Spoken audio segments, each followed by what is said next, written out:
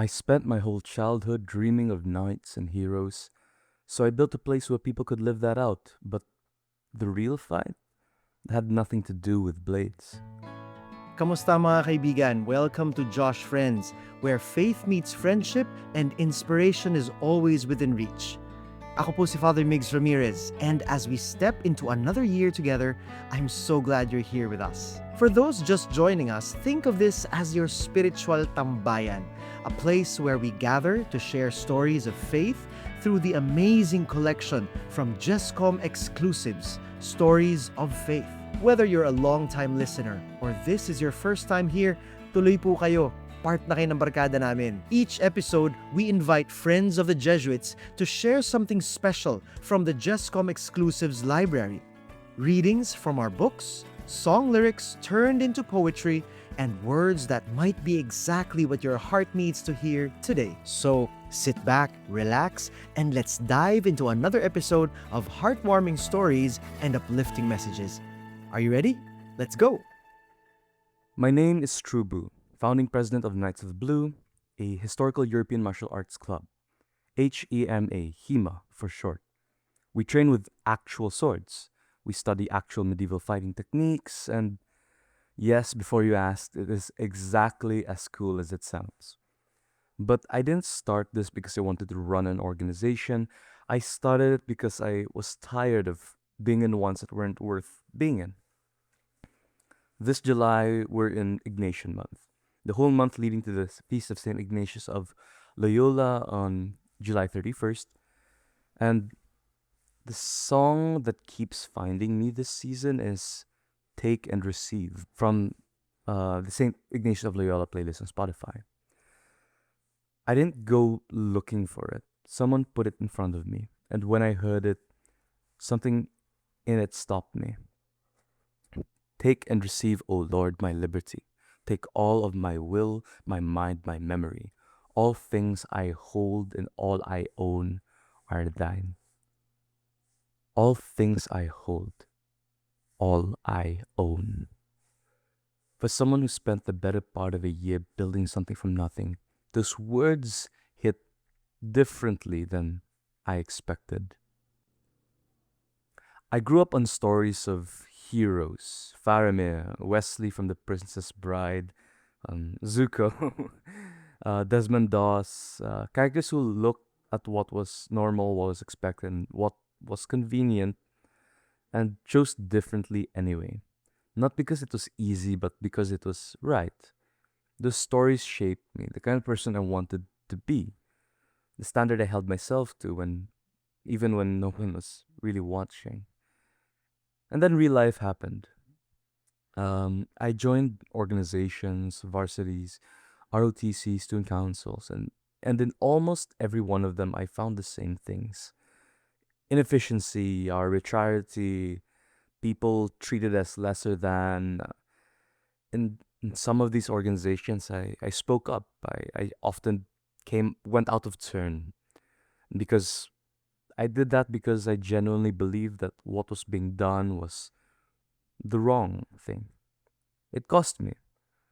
I fell out of my varsity. I had given a lot of time towards it, 2 years, and somewhere in that frustration, something shifted. If I really wanted to see things done right, I realized that I had to stop waiting for someone else to do it, and I had to build it up for myself. So in 2025, I gathered a few people I trusted, pitched the idea, drafted a constitution, filed the paperwork, and Knights of the Blue was born. Thine was the gift, to thee I all resign. Do thou direct and govern all and sway. Do what thou wilt command, and I obey. That's a part of the prayer I keep coming back to. Because here's what nobody tells you about founding something. The moment you build it, you have to start letting it go. You have to delegate it. You have to trust people with the thing you poured yourself into. You have to accept that your vision will be interpreted, adjusted, and eventually carried by hands that aren't yours. And that's genuinely one of the hardest things I have ever done. I had to do. I had a vision for how things were meant to go last year. I fell short. The org fell short. And I had to sit with that. I had to humble myself enough to admit the mistakes and be open enough to ask for help and honest enough to say that I cannot do this alone. Do what thou wilt command and I obey. That's not a passive prayer. That's a prayer of someone who has tried to control everything and finally learned that the tightest grip produces the worst results. A lot of people who join Knights of the Blue come in because of the swords, because of the fantasy, the childhood dream of being a warrior, a medieval knight in shining armor, and I get it. That's why I started it too. But what they find when they get there is something different. It's a martial art. It demands focus, discipline, physical commitment. A sport that requires you to outsmart your opponent mentally, physically, sometimes emotionally. A community that actually shows up for each other. That last part, the latter, is something that is the one that I really cared about the most. Because what I was really building wasn't just a club, it was this community that I wished I had. The place I kept looking for in every organization I joined and never quite found, really. A home for the nerdy, the sword loving, the geeks who grew up dreaming of something bigger than what was in front of them. Only thy grace, thy love on me bestow. These make me rich, all else will I forgo. All else will I forgo. I won't get to fully enjoy what I built. By the time Knights of the Blue becomes what I know it can be, I'll have graduated and passed it on. The structure I leave behind will carry it, the culture I cultivated will hopefully sustain it, and the people who come after me will get to experience what I only got to imagine. I won't get a chance to enjoy it myself, but I'm happy that there will be it, there will be others to enjoy it for me. And honestly, that's enough. That's more than enough. That's what Take and Receive is pointing to. Not the surrender of giving up, the surrender of giving over. Releasing the need to be the one who holds everything together and instead trusting that what you've built and what has been building you is in better hands than your own. St. Ignatius knew that surrender. He was a soldier who lost his plans on a battlefield and found something far greater in the letting go. That's the heart of Ignatian Month. It's not a countdown to a feast day, it is a whole month of returning to that posture, open hands, and willing heart. Take and Receive by Bukas Palad Music Ministry is available on Spotify, Apple Music, and all major streaming platforms. Stream it this Ignatian month. Let it sit with you.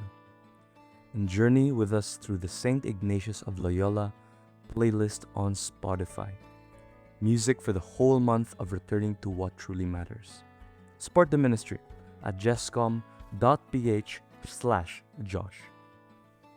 I grew up wanting to be a knight, to be a soldier. And turns out the truest version of that wasn't the sword, it was learning to build something for someone else.